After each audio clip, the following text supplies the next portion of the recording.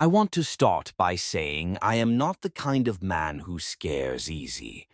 I've lived in the Atchafalaya Basin my whole life, born and raised in a house on stilts outside of Butte La Rose, Louisiana. And if you know anything about Bayou country, you know that growing up out here puts a particular kind of callus on your nerves that city people just don't develop. When you're 6 years old and you watch your daddy reach barehanded into a mud hole and pull out a snapping turtle the size of a hubcap, when you've been wading through chest-deep swamp water since before you were tall enough to see over the John Boat's gunwale, when you've spent your whole life surrounded by things that bite and sting and coil and hiss and come at you sideways out of black water, well, you just stop being afraid of the dark the way other people are afraid of it. You make your peace with it. The dark becomes a place you work in, same as daylight, just with different tools and different rules. I grew up understanding that the swamp is not a safe place. Nobody who grew up out here under any circumstances would describe it that way. But it's a comprehensible place is what I mean. It has rules. It has patterns. There are things in it that will kill you, and there are ways to avoid those things. And if you pay attention and use your head, you can work in this country your whole life and come home at the end of each day. My daddy did it. His daddy did it. Going back far enough in my family, there are men who fished these waters in pirogues carved from single cypress logs, men who knew this swamp in ways I'll never know it, because the swamp they knew was wilder and deeper and less interrupted by roads and dikes and the general machinery of the modern world. But even those men, the old ones, the ones who knew this water better than anyone alive, knows it today even they had places they didn't go, places they talked about in a certain way with a certain careful flatness in their voices that you learn to recognize as a warning delivered politely. The Atchafalaya has those places. Every old fishing family out here knows it. You don't need to say it out loud very often because everyone already understands. Devil's Basin is one of those places, and I fished it regularly for 30 years because I am stubborn and because the catfishing was exceptional and because I told myself I was too practical a man to be run off good water by old stories. I want you to understand that fully before I tell you what happened, because I think it matters that the man telling this story is not a credulous person or a fearful one. I want you to know what kind of man I am before you decide whether to believe me. My name is Remy Thibodeau. I'm 43 years old. I've been commercial fishing the Atchafalaya system since I was old enough to hold a rod without help, and I've been running my own boat since I was 19. Crawfish, catfish, buffalo, gar, sac, alate, whatever the season and the market call for, I can pull it out of this water. I know the tides and the water levels and the temperature patterns and the feeding behavior of every major species in this basin better than I know most people. I've fished in conditions that would strand a less experienced man. Fog so thick you navigate by sound water, so high the current runs backward through the backwater channels, storms that come up fast and mean out of the Gulf with almost no warning. I know this country. I need you to hold on to that while I tell you what I saw 2 summers ago, because knowing this country is the only reason I'm still alive to tell it. Devil's Basin isn't on any map you'd find at a gas station or a sporting goods store. It's not a bayou or a named lake or a designated waterway of any official description. It's more of a drowned clearing, a spot where the cypress forest opens up into about 40 acres of black water that sits maybe 8 feet lower than the surrounding swamp, like a bowl that filled up and never drained. How it got that low and stayed that low is something I've wondered about and never gotten a satisfying answer to. The hydrology of the Atchafalaya is strange in ways that professional hydrologists will admit freely if you get them talking honestly, and Devil's Basin is one of the stranger features of a genuinely strange system. Local people have been calling it Devil's Basin for as long as anyone I know can remember, and nobody I've ever asked has been able to give me the definitive story behind the name. The most common explanation is the one my grand-mère God, rest her, gave me when I was about 8 years old and asked her directly. She said the water there never warmed up. Right, even in the height of August, when the rest of the basin gets so hot and thick with heat that you sweat standing still in shade. Devil's Basin stays cold. Not cold like a spring, not cold like something fed by underground water, just cold in a way that doesn't match the season or the surrounding water temperature, as though the basin itself has decided it doesn't want to be warm and has stuck to that decision regardless of what the calendar says. My grand-mère was not a superstitious woman by the general standards of her generation and culture, which is saying something because the generation of Cajun women who came up in the Atchafalaya country in the 1940s and 50s maintained a rich and specific relationship with folk belief that the generation after them mostly left behind. She knew the old stories and the old practices, and she could tell the difference between the ones that were metaphor and the ones that were warning. When she told me the water at Devil's Basin didn't want to be warm the way she said, it made clear she was in the latter category. I fished Devil's Basin regularly from the time I was about 12 until 2 years ago. I want to be honest about that. I fished it, knowing its reputation, knowing what the old stories said, and I fished it anyway because the catfishing there was some of the best in the entire Atchafalaya system, and I am a practical man who makes his living from this water and cannot afford to leave good fishing spots untouched because of reputation.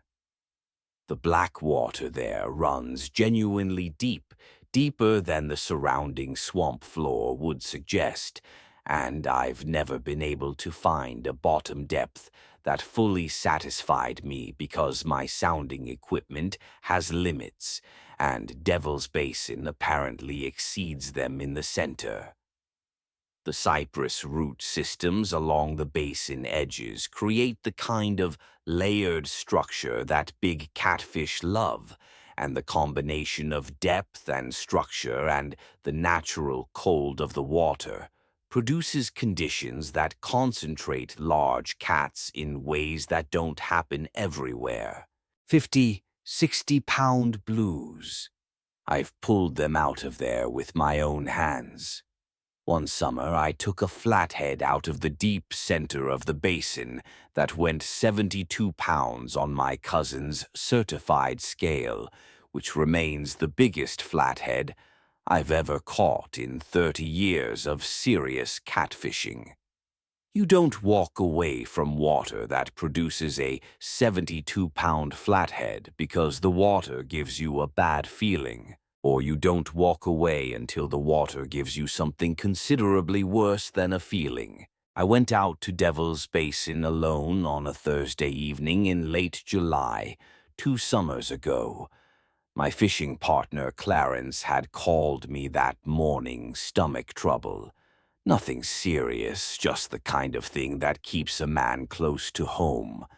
I thought about waiting for him, but the weather was right and the water conditions had been running good for 3 weeks straight, and I had a full set of lines that needed running. So I loaded the boat by myself, threw in my gear and my supper and my cooler, and drove the 45 minutes of gravel road and overgrown two-track that gets you to the nearest boat launch to Devil's Basin.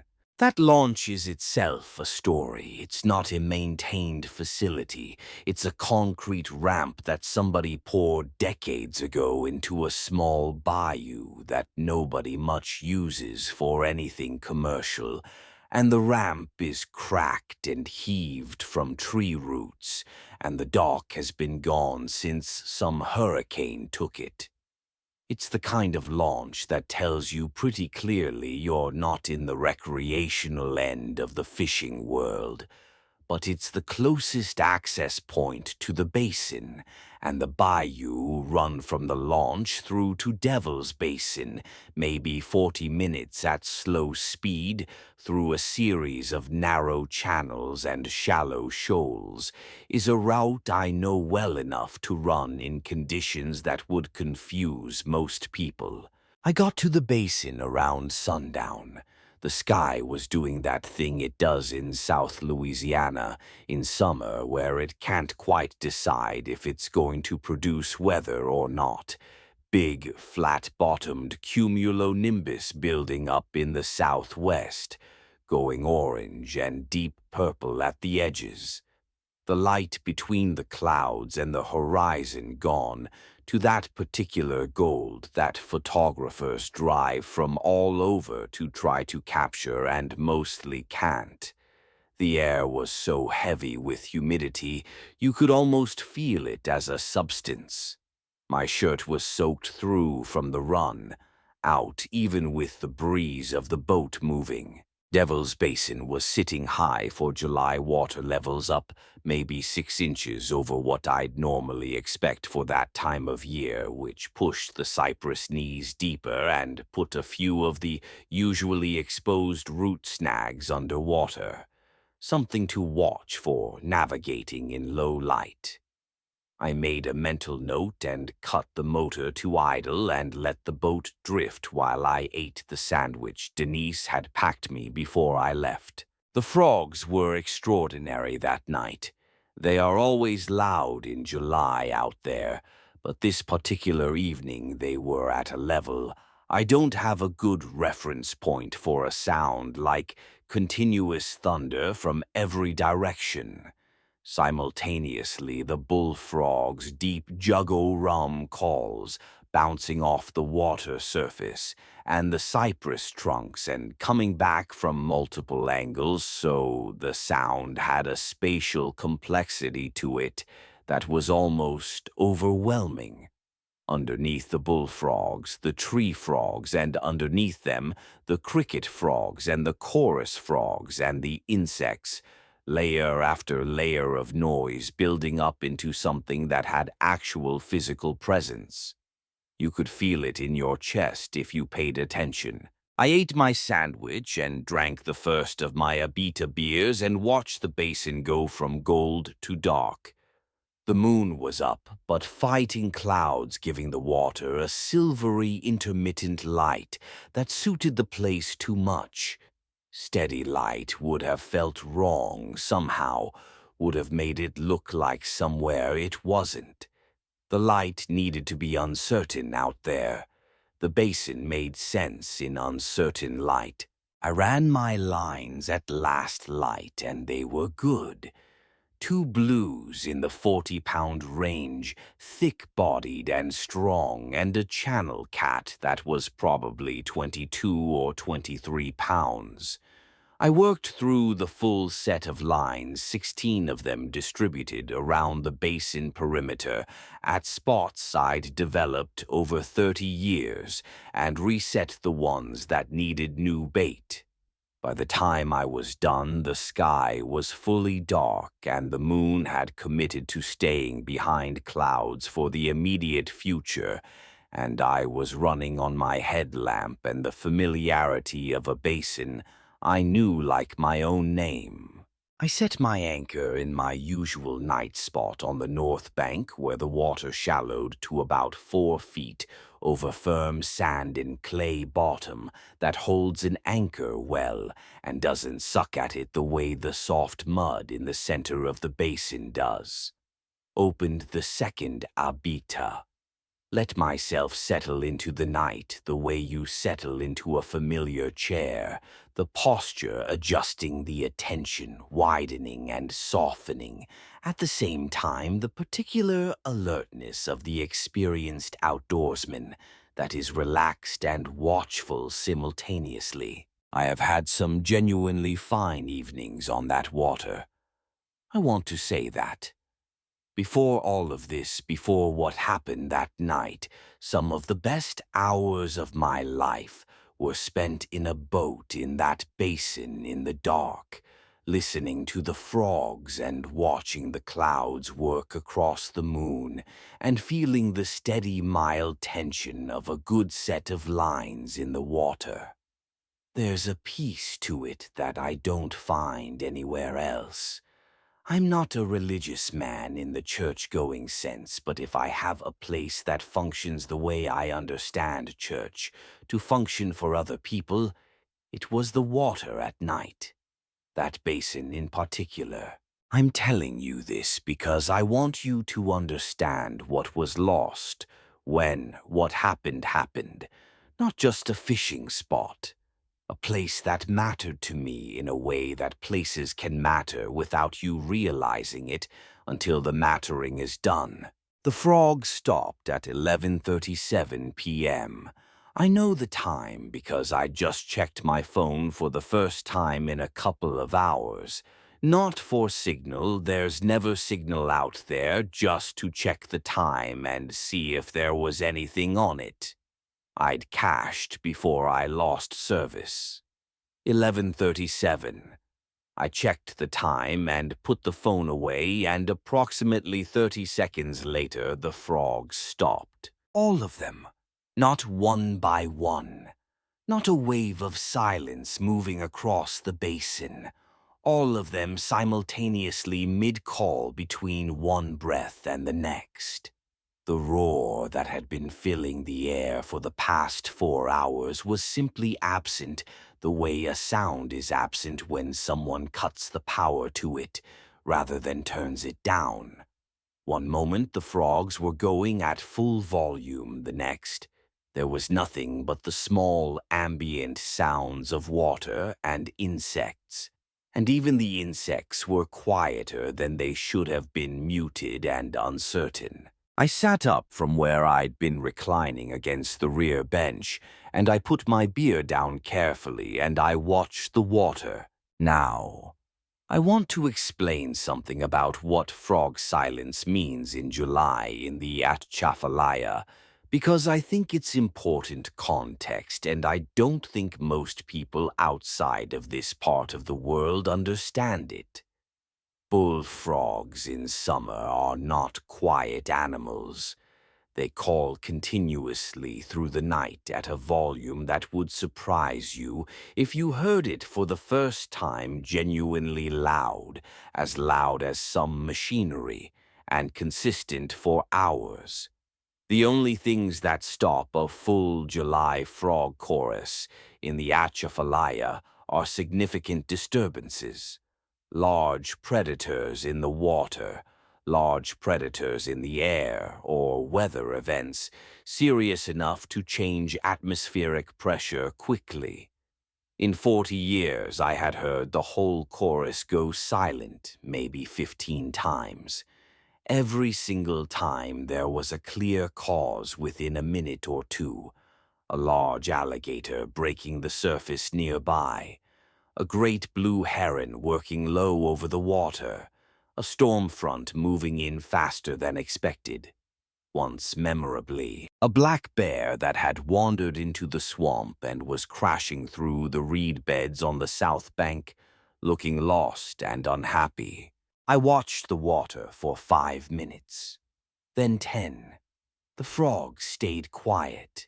No gator surfaced. No bird crossed the moon. The cloud cover was thick, and the night was hot, and there was no wind, no pressure change, nothing that would indicate incoming weather. The basin water was black glass from bank to bank, not a ripple I could see from where I was anchored. I picked up my spotlight, a big rechargeable unit, good for about 200 yards of useful penetration on clear nights, and I swept it around the basin perimeter slowly. Trees, Spanish moss hanging dead still root systems, half submerged the dark water between. The beam swept north to east, to south to west, and back again, and found nothing. No eye shine, which is usually the dead giveaway for anything warm-blooded in the area, just cypress and moss and dark water. I set the spotlight across my knees and thought about pulling anchor. The feeling I had at that point was not fear. I want to be accurate about this. It was alertness. The specific heightened physical awareness that years of night fishing in wild country develops a sense of full-body attention, all the senses dialed up and feeding information to a brain that is quietly and efficiently processing it. Something had changed in the basin environment. I did not know what. My job in that moment was to figure out what before I made any decisions about what to do about it. I sat still and I let my eyes adjust past the afterimage of the spotlight beam and I listened. The sound came from the cypress trees on the south side of the basin. Not a crash, not a splash, something subtler than that. A sound like water moving against a large surface, like something displacing water slowly, steadily, with deliberate weight. The sound you hear when something large moves through shallow water, trying to be quiet and not quite managing it. And underneath that water displacement sound, something else. Something I am going to try to describe precisely because imprecision won't serve either of us here. It was a vocalization. Something was producing a sound with its throat intentionally the way an animal produces intentional sound, not the incidental noise of water or wind or vegetation, but an active produced sound that originated in a chest cavity and was shaped by something in the producing animal's anatomy into something more specific than a grunt or a roar. A shaped sound, and the shape of it had two components that my brain processed as two separate and contradictory things simultaneously. The first component was animal, deep resonant, wet with the particular quality of sound that comes from a large chest cavity moving significant air. Not a sound I had a species reference for. Not alligator, not bear, not hog, not deer.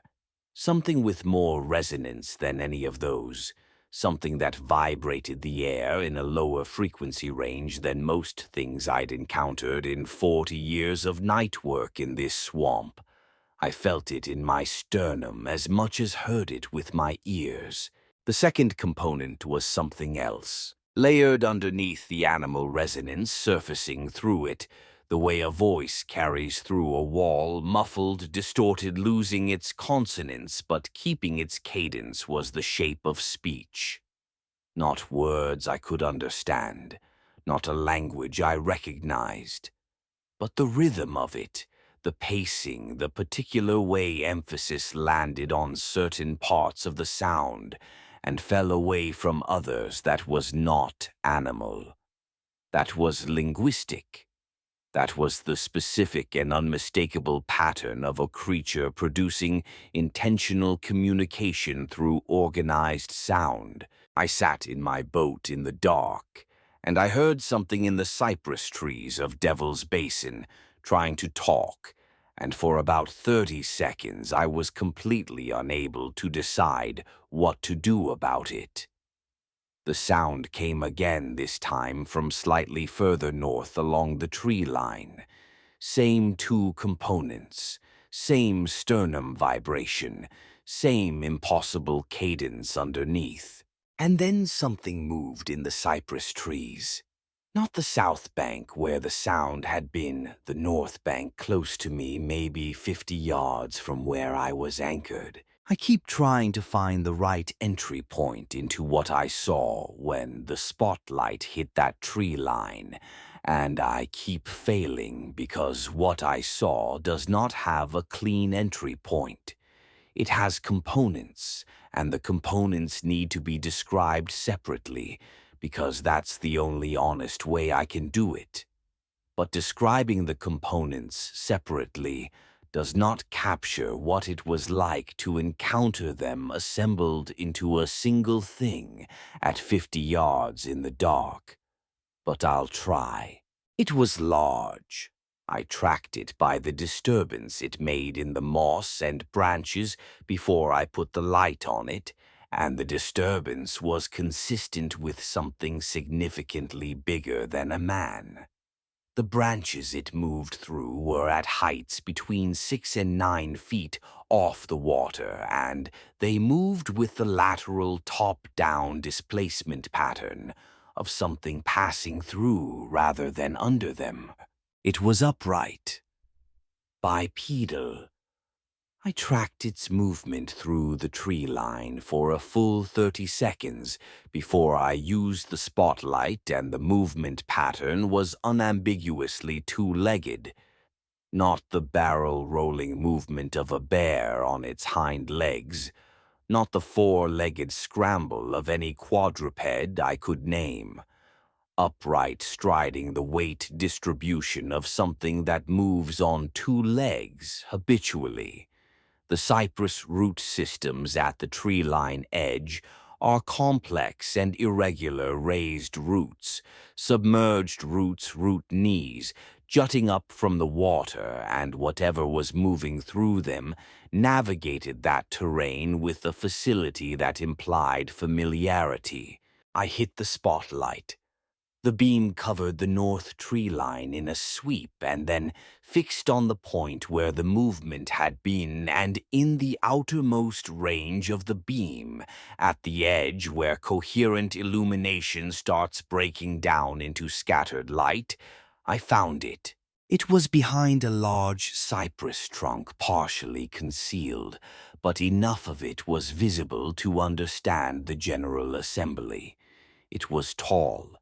Standing in about a foot of water at the tree line edge, it was tall in a way that did not resolve comfortably into any category. Not tall man, tall, not bare, reared up, tall, something in between those and past both of them. 7 feet at minimum, possibly more. The trunk it was behind was a large old-growth cypress, maybe 4 feet in diameter at the base, and the visible parts of whatever was behind it extended well above the point where I'd estimate such a trunk would reach a person's shoulder. The visible parts of it were wrong, not in one specific way, in several specific ways that I am going to try to describe individually. The torso was too wide and too deep front to back, not fat muscle and mass distributed differently than human musculature, the shoulders set higher and wider, the chest cavity deeper, the overall impression of something built for different physical demands than human bodies are built for. The arms hung at its sides and extended past the waterline, which meant they extended past the point where a man's arms would end by a significant margin, and even from 50 yards and at the edge of my spotlight's range, I could see that the terminal joints were submerged, and that the angle at which the arms hung was not quite right, too far back, too close to the body, like something that carries its arms differently than a human does when standing still. The head was pitched forward, not bowed, not looking down, pitched forward from the neck, in the way a bull carries its head, the face aimed ahead, rather than tilted slightly up the way human faces tilt. I could not make out facial detail at that distance and light level, but I could see that the surface of the head was not uniformly covered. There were variations in how the spotlight reflected from different parts of it that suggested different textures, smooth in some areas and different in others. And it was facing me. The head was oriented toward me. Toward the light, you might say, except, and this is the part I keep coming back to, the head had already turned in my direction before the spotlight beam reached it. I had the spotlight off when I tracked the movement through the tree line, and when I swept the beam across to find it, the head was already turned, already aimed at the boat. It knew the light was coming before the light arrived. I sat with the spotlight fixed on it for maybe 5 seconds. Then I killed the light. I sat in the dark and I breathed and I did the mental work of staying calm that the situation required. In a lifetime of night work in the Atchafalaya, I had encountered things that startled me, things that alarmed me, things that required quick action to avoid harm. I had never before that night encountered something that I could not fit into any framework I possessed. That frameworklessness, that's the thing that tested my composure more than anything else. I can respond to a gator or a bear or a territorial hog or a water moccasin because I have a framework for those things. I have years of accumulated knowledge about how they move and what they want, and what the available responses are. What I was looking at in that tree line did not fit any framework I had, and the absence of framework in a situation requiring a decision is a genuinely frightening thing. I made a decision I was going to pull anchor and go. Not because I was certain what I was dealing with was dangerous. I wasn't certain of that at all, not yet. But because being alone in the dark 25 miles from a paved road with something I did not understand and could not categorize in my immediate vicinity struck me as a situation a sensible man does not choose to remain in when he has the option to leave. I reached for the anchor line. The sound came again. This time from the south bank directly across the basin, the full 40 acres between us, and it was louder. Not closer exactly, but louder, as though whatever was producing it had decided to increase the volume. The same two-component vocalization, the deep resonant chest sound, and the human cadenced pattern underneath. And this time with the sound filling the full basin from bank to bank and bouncing back from the trees, I almost heard something in the cadence that my brain tried to assemble into syllables. Not words I knew, not any language I recognized, but something with the structure of words, the architecture of intended meaning. There were 2 of them. Whatever was in the north tree line had either moved very fast around the basin perimeter to the south bank in the time since I'd had the spotlight on it, or there were 2 of them, one on each bank calling to each other, or calling to me. I put my hand on the anchor line and stopped moving. Something had just entered the water on the north side of the basin. I heard it, the specific sound of something large entering shallow water from the tree line, a sound different from a splash, more of a displacement, the way a large piling sounds when it's lowered into water slowly. And then the sound of something moving through water, slow, even deliberate, in the direction of my boat. I did not reach for the spotlight again. Whatever good judgment I had left told me that putting the light on it at close range with it in the water between us and my boat was not the move. I reached for my shotgun instead, brought it into my lap, checked the action by feel, the way you can do it when you've run the same gun for 20 years, and I sat very still and I watched the dark water between the north tree line and where I was anchored. I could hear it moving, the displacement of water steady and unhurried, getting closer. Not fast, nothing about this thing's movement had been fast. Everything I'd tracked had been deliberate and patient and even-paced. But closer. 30 yards. 25. 20. I turned on the spotlight. I put the beam on the water between the north bank and the boat sweeping, and the beam found nothing. Dark water. Cypress reflections. No surface disturbance I could see, but I could still hear it, the displacement of water close now and getting closer, and nothing was visible. I stood up in the boat, which is something I generally try to avoid at night on the water, and I put the spotlight beam directly off the starboard gunwale, close to the hull, and I looked. The water beside the boat had a different quality, a turbulence just below the surface, not at the surface, something moving just deep enough to avoid leaving a wake on top.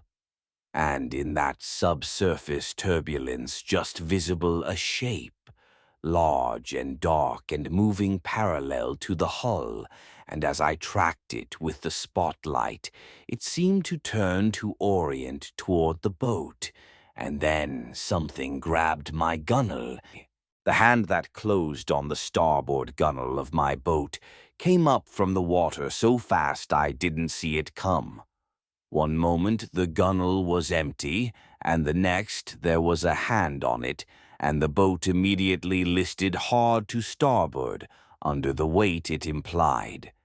The fiberglass creaked with a sound I had never heard it make in 20 years of running that boat, a deep structural creak, the sound of a hull flexing under a load it was not designed for. The cooler slid. My tackle box hit the deck. The rods in the rod holders rattled. I put the spotlight on the hand, dark-skinned, enormous, not just wide, but thick through the palm, the fingers heavy as rope, each joint prominent and large and strong in the way that joints get when the muscles that work them are extraordinary. The nails were not quite right. Not fingernails and not quite claws, something in between those two things, thick and dark and slightly curved longer than fingernails should be, and harder edged, as though whatever developmental process produces nails had continued past where it was supposed to stop. The hand was wet. The forearm connecting to it disappeared at the waterline. The boat was still listed, still creaking, still straining against a load that the hand represented. I swung the shotgun around. I yelled something in Cajun French. I hit the forearm with the butt of the shotgun as hard as I could swing it. The hand let go. The boat rocked back level so fast the gunwale I'd been leaning over nearly came up and hit me, and I had to grab the windshield frame to keep from going over the other side. The water where the hand had been was disturbed and dark churning from whatever was below the surface, and I kept the spotlight on it and watched. Nothing for 3 seconds. 4. 5.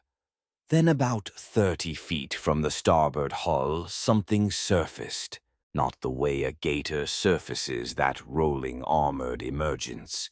Not the way a person surfaces gasping head first. It came up all at once. A dark mass rising from the water and continuing to rise water, cascading from it in sheets, and the scale of it revealed itself progressively as it rose each foot of additional height, adding to a total that my brain kept refusing to fully accept. By the time it had fully emerged from the water, I had the spotlight on it, and I was making sounds that a 43-year-old man of any dignity should not be recorded making. I'm not going to describe the sounds. They were the sounds of a man encountering something that has broken every framework he possesses and finding himself without prepared responses. It stood in about 2 feet of water, 30 feet from my boat, fully visible in my spotlight for the first time without a tree trunk between us or the interference of distance and scattered light.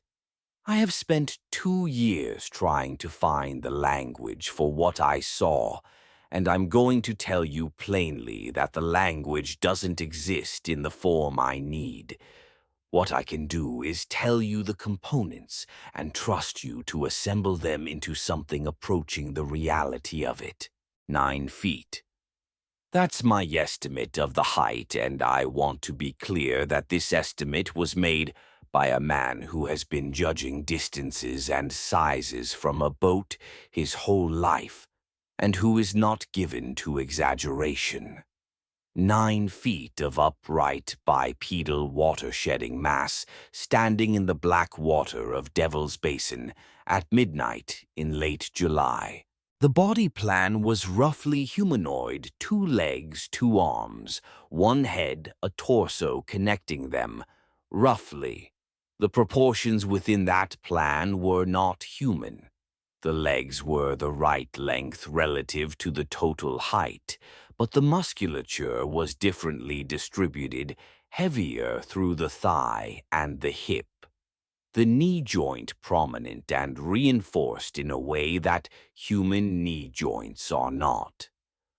The arms hung almost to the waterline, well past where a man's arms would end on a 9-foot frame, and were heavy with the same kind of extraordinary musculature as the legs built for a purpose more demanding than ordinary human physical activity. The hands I had already seen close up. In the spotlight at 30 feet, they confirmed what I'd seen at gunnel level. The torso was the wrong shape. Not wrong in a way I can point to one specific feature of wrong in the aggregate, in the way the whole assembly sat together.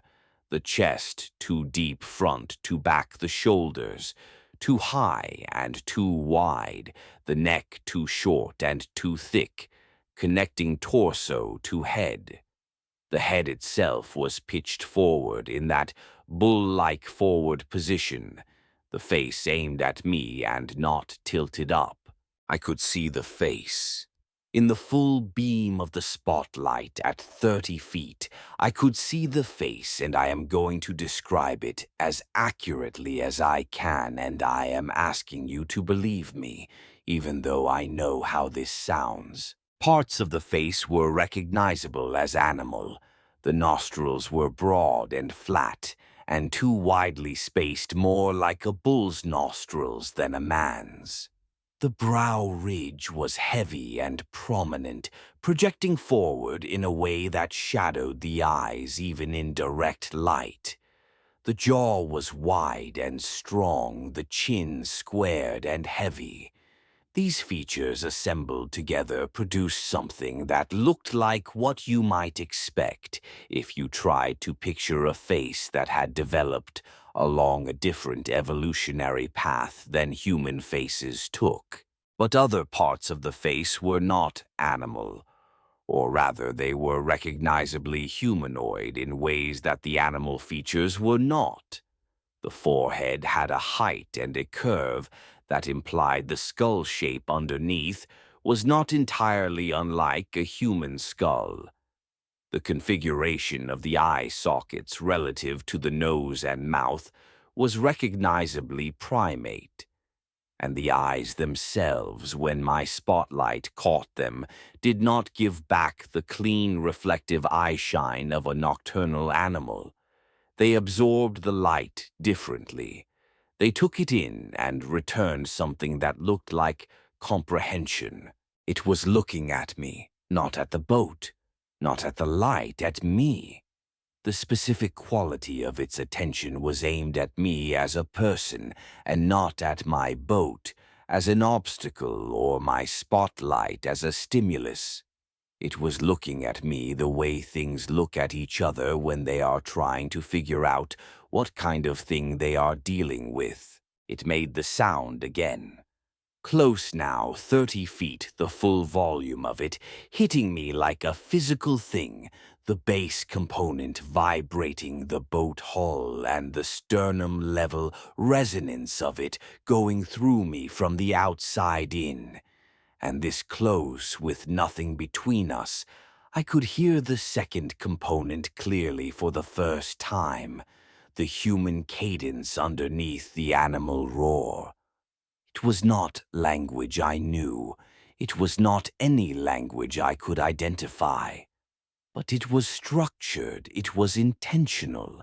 It was addressed to me, and somewhere in the architecture of it, in the spacing and emphasis, in the way certain sounds were repeated and certain sounds were varied, I had the clear and overwhelming impression that it was asking me something, not threatening me, asking me. I raised the shotgun and I fired into the water between us. The shot was a shattering event in the silence of the basin. The sound of it came back from all four banks, simultaneously overlapping, and the muzzle flash was the only really harsh light in the scene, and it left a bright afterimage in my vision that took a few seconds to clear. When my vision cleared and the echoes had died and I could see and hear again, the thing was still standing in the water 30 feet from my boat. I had not hit it. The shot had gone into the water between us as I'd intended. I had fired it as a warning, as a display, as what I hoped was a universal animal signal, for this is unpleasant, and I am capable of producing more of it. And it seemed to have worked in some fashion. The thing's posture had shifted. The head had come up from its forward pitch to something more vertical. The arms had moved. The overall quality of its stance had changed in a way that I interpreted rightly or wrongly as something registering in its awareness. It looked at me for what I estimate was about 10 more seconds. Then it turned. It turned away from the boat back toward the north tree line, and it walked. Not ran, walked. The same deliberate, even-paced, patient movement I'd tracked through the trees earlier. It crossed the 30 feet of shallow water to the tree-line edge, navigated the root systems without apparent difficulty, and disappeared into the cypress shadow on the north bank. The water where it had been standing smoothed out. The ripples from its passage spread outward and faded. Within a minute, the north bank looked exactly as it always looked. Trees, moss root systems, dark water between. The frogs did not start again immediately. They were quiet for another 20 minutes, and when they began coming back, it was gradual, cautious. the way the night sounds rebuild after a genuine disturbance rather than a false alarm. One voice, then two, then slowly over the course of the next half hour, the full chorus working its way back to volume. I sat in my boat with my shotgun across my knees, and I did not move for a long time. I ran through what I'd seen and heard and felt with as much methodical honesty as I could manage, testing the experience against every alternative explanation I could produce and discarding each one as insufficient. Big man in the dark spotlight and fear distorting my perception. Animal I'd never encountered before. Something half glimpsed and misinterpreted. I ran all of those through my mind, and none of them fit the totality of what I had experienced. At some point, I couldn't tell you how long after it left, I started the motor. I pulled the anchor fast and without care, just getting the hook out of the mud. I left my lines in the water. I left everything that would have required more than 10 seconds to retrieve, and I pointed the boat north, and I went home. The run back to the boat launch was the longest 40 minutes I've spent on the water. Every shadow on the bank was a shape I had to consciously identify as not threatening. Every submerged log that the bow light caught and passed over made my hands tighten on the steering wheel. By the time I hit the narrow channel runs, I was going faster than was safe for the conditions, and I knew it, and I kept the speed anyway. I got back to the launch around 2:30 in the morning. Getting the boat on the trailer in the dark and the shaky aftermath of what I'd been through was slow going. Dropped the winch handle once, bumped the trailer into the bank. Once generally made a mess of a process I've done smoothly 1,000 times. I got it done. I drove home. Denise was awake when I came in. She'd heard the truck and seen the time, and she's a woman who knows how to read me. She took one look at my face and my hands, and she put the coffee on without saying anything, and she sat down at the kitchen table, and she waited. I sat down across from her. I told her everything from the frogs going quiet to the hand on the gunnel to the spotlight and the shot and the thing walking back into the trees. I told it straight through the way I'd tell a report facts, in order no embellishment, because I am not a man who embellishes, and she knows it, and that was important. When I was done, I drank my coffee. She was quiet for a long moment. Then she said, "How much did you have to drink out there tonight?" "2 abita," I told her. She accepted this. She said, "You're not going back." I said, "Not at night, not alone." She said, "Period, Remy." I looked at her. She had a specific look on her face that I have learned over 18 years of marriage to take seriously, not alarm, not fear, something more settled and certain than either of those. The look of a woman who has decided something. "Not ever," she said. "You hear me?" She told me to talk to Uncle Silver. Denise's Uncle Silver is 81 years old. He lives in a house on stilts about 3 miles from ours, backing up to a backwater slough on the east side of the property that his family has owned for 3 generations.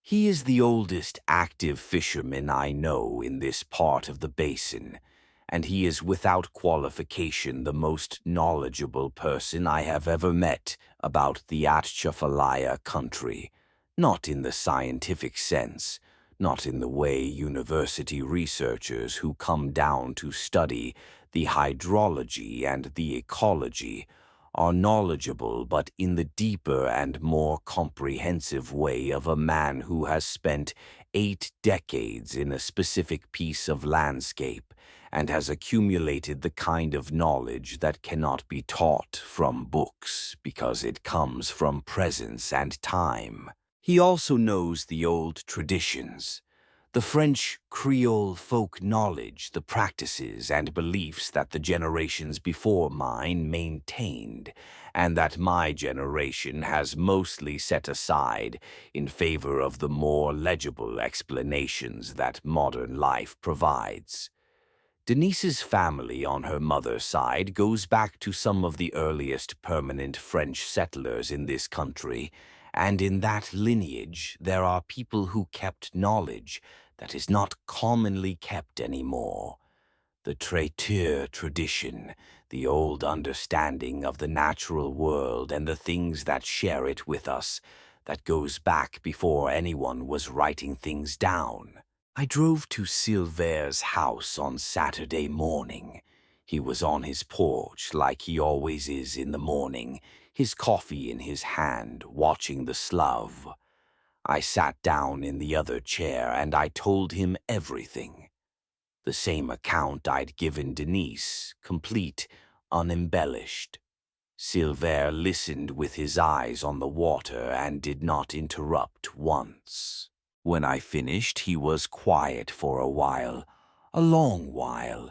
The slough sat in front of us with the morning light on it, green and gold, and still the cypress trees reflected perfectly in the water. Then Silver said in the mix of English and French that his generation uses without appearing to notice it. You saw the grand bet.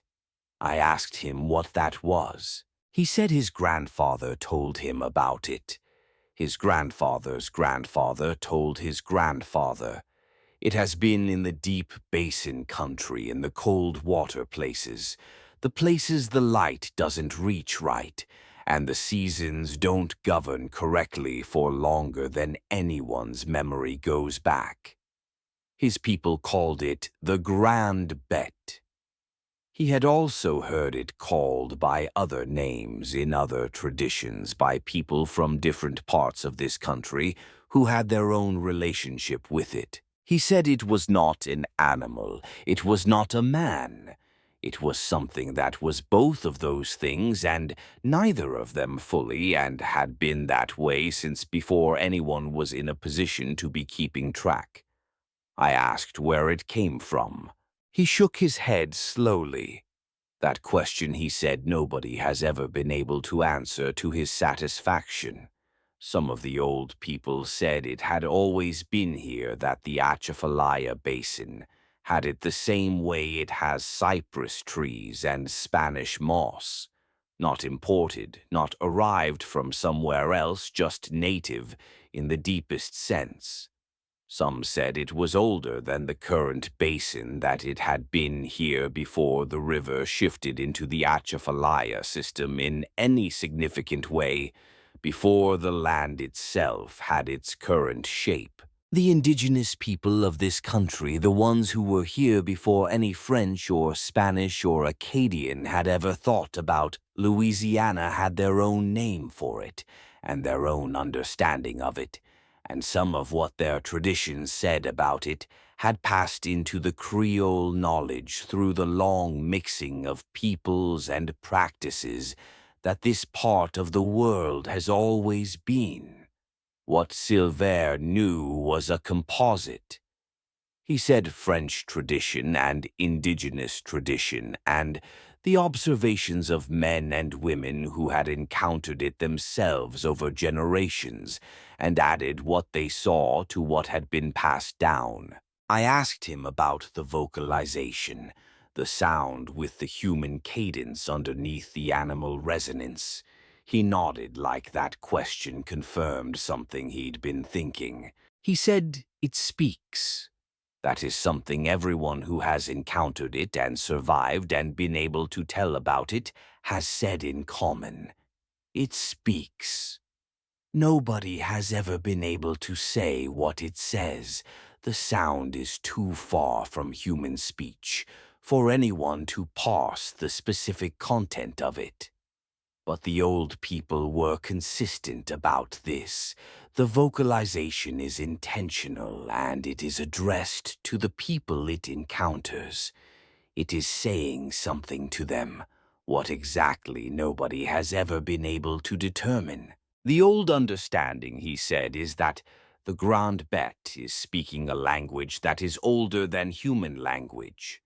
That human language came from something that all our words and syntax and grammar developed out of some earlier capacity, the way all our physical features developed from earlier physical features, and that the Grand Bet is still using that earlier thing, still speaking the original language, the one before any specific human language, the one that human speech grew away from over a long time.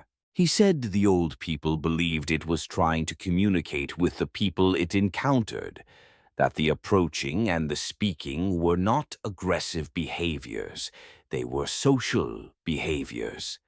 The Grand Bet encountered people, and it did what social creatures do when they encounter members of their kind or adjacent kinds. It came close and it spoke. It had been doing this presumably for as long as it had been sharing the basin with whatever people happened to be in it, and it had never understood why people always ran. I thought about the boat rocking under the weight of the hand on the gunwale. I thought about the structural creak of the hull. I said Silver when it put its hand on my boat. He said it was getting closer, to speak more clearly. The way you lean in when you want to be sure someone can hear you. I sat with that for a while. The slough sat in front of us, still and green and morning lit, and somewhere in the deep basin, 20 miles south of us, the black water of Devil's Basin held whatever had held it for longer than anyone's memory went back. And I tried to imagine what it would be like to spend all that time approaching people who always ran, trying to say something that no one ever waited to hear. I asked Silver if he had ever seen it. He said no. He said his grandfather had seen it once in the deep backwater country off the lower basin on a winter morning when the fog was heavy. His grandfather had stayed still when it approached and had listened to it speak and had not been harmed. His grandfather had said afterward that listening to it was the strangest experience of his life, not frightening once the initial alarm had passed, but strange, like something was being communicated that was too large to fit in any container he had available for it. I asked what his grandfather had done when it finished speaking. Silver said he said good morning to it, in French, very politely, and it stood there for a while longer, and then it turned and went back into the water. We sat on that porch for another hour without saying much. When I got up to leave, Silver told me one more thing. He said the old people were consistent about one aspect of the Grand Bet's behavior that differed from most things in the swamp. It never harmed anyone who held still. Every account he knew from his grandfather, from older stories passed down through the family from what indigenous people had communicated through the long mixed history of this country, every account was consistent on that point. People who held still were not harmed. People who ran or fought were not harmed either. For the most part, it did not pursue aggressively. But people who held still and let it approach and speak were the ones who came away with the sense of having been in the presence of something genuinely extraordinary. I thought about the moment I fired the shot, the moment I had decided that the framework-breaking reality of what was in the water required a loud and immediate response rather than patience. I thought about what might have happened if I had held still, if I had waited and let it come and tried to actually hear what it was saying to me. Then I thought about the hand on the gunwale and the way the boat had listed, and I decided that I had probably made the right call given the circumstances, and that the question of what I might have learned if I'd made a different call was one I was going to have to live with as a thing. I don't know which is the appropriate category for things I don't know, and will not go back to find out. I went back to Devil's Basin once about 3 months after. Daytime. Full daylight, late October, water down from summer level. The basin looking the way it always looks in fall, a little less wild, a little more legible, in the way cold weather landscapes are more legible than hot weather ones. I went to retrieve my lines, which I'd left in the water when I ran, and I went alone because explaining to anyone why I needed company to go collect catfish lines in daylight was not a conversation I wanted to have. The basin was quiet, birds working the shallows on the south bank, a pair of small gators on a log along the east edge too young to be worth much attention. The water, its usual black, opaque, and still. My lines were still in position, and still set, though nothing had taken the bait in 3 months, obviously, and I pulled them and coiled them and loaded them into the boat without lingering. On my way out, I passed close to the north bank, the tree line where I'd first tracked the movement, and then put the spotlight on it. The cypress trunks were big and dark and draped with moss in the way of old-growth bayou cypress, each one unique in its configuration of knees and aerial roots and bark texture. I looked at them as I passed, not trying to see anything in particular, just looking. On one of the large trees, a particularly old specimen, 5 feet at the base, that I had used as a navigation mark for 30 years, there were marks on the trunk at about 8 feet above the waterline. 3 parallel gouges cut deep into the bark, exposing the pale heartwood beneath. The exposed wood was recent. Not years old, not even months old, weeks at most. Still pale, still fresh-smelling when I got close enough to check. I measured the span of the 3 gouges against my own hand spread full open. The span of 3 gouges was wider than my hand by a significant margin. I looked at those marks for about 20 seconds. Then I started my motor and I left, and I have not been back. My cousin Pete, who is an engineer and a reasonable man, told me 6 months after the incident that the most likely explanation was a large, disturbed person, homeless, mentally ill, perhaps in the throes of some crisis, who had ended up in the basin and grabbed my boat in desperation and fled when I fired. Pete is not wrong that this explanation technically accounts for most of the observable facts if you allow significant flexibility in what you count as observable. I understand why Pete offers it, and I don't hold it against him. But I was there. I had my spotlight on what was in that water at 30 feet in calm conditions.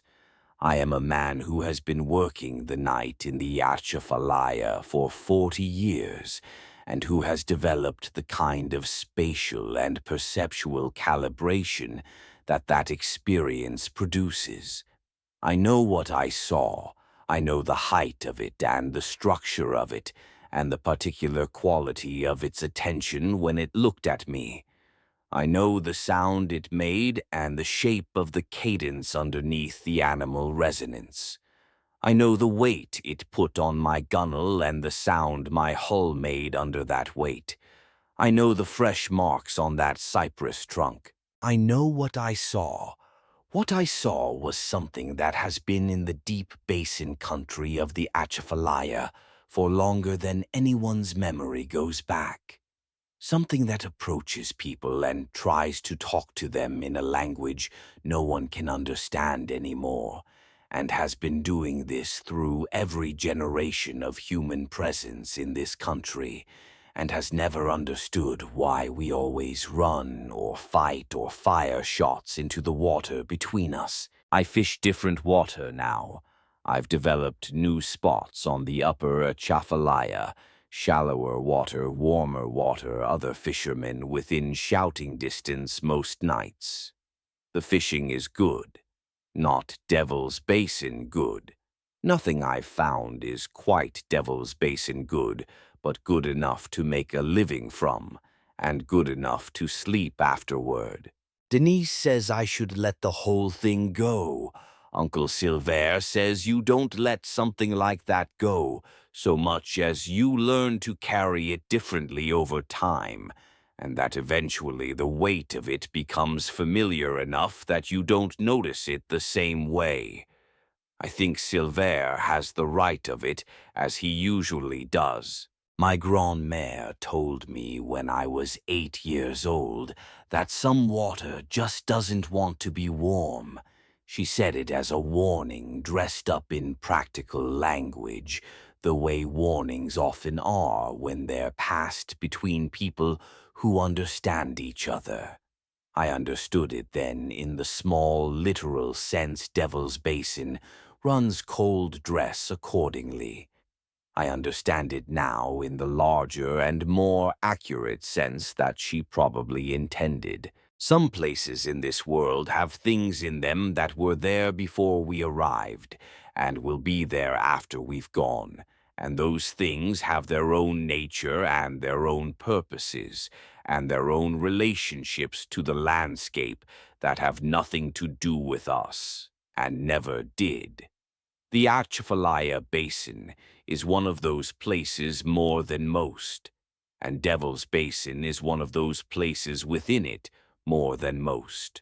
What lives in its deep water has been there since before the French, before the Spanish, before anyone who had a written language to record the fact of it. It approaches people and it speaks to them in something older than language, and it has never understood why they run. It will still be in that basin when everyone alive today is gone, and the landscape has changed a dozen times around it. I fish different water. I go home before dark. I don't run lines alone anymore if I can help it. And if you're ever in the basin country and you're on the water at night and the frogs go suddenly completely all at once quiet, don't reach for your spotlight. Don't reach for your gun. Hold still. Listen. And for the love of God, whatever you do, mind your gunwale.